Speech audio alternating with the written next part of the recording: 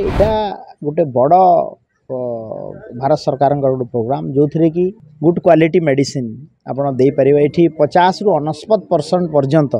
रिहाती आपड़ पाई मेडिसिन रे ये जेनेरिक मेडिसिन आपड़ बीपी मेडिसिन धरतु आप मार्केट को गले 35 टका पर टैबलेट है बेलू ये 2 टका 3 टकर मिल आप देखो प्रधानमंत्री जनौषधि केन्द्र यहाँ गोटे भारत सरकार यशस्वी प्रधानमंत्री नरेंद्र मोदी जी गोटे फ्लैगशिप प्रोग्राम आउ जनसाधारण केमती सुलभ मूल्य आउ गुड क्वालिटी मेडिसिन आपड़ दे पारे ये 50 रु 49% पर्यंत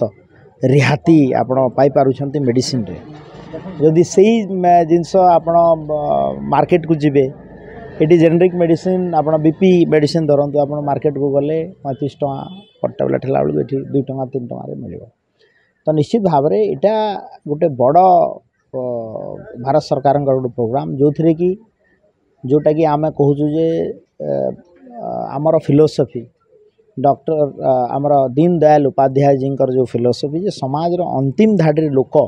हेल्थ केयर फैसिलिटी पाई परिवे एवं सुलभ मूल्य रे मेडिसिन पाई परिवे इटा तार गोटे निछक उदाहरण जो थी कि आप बहुत कम दाम रे मेडिसिन पाई पारुछन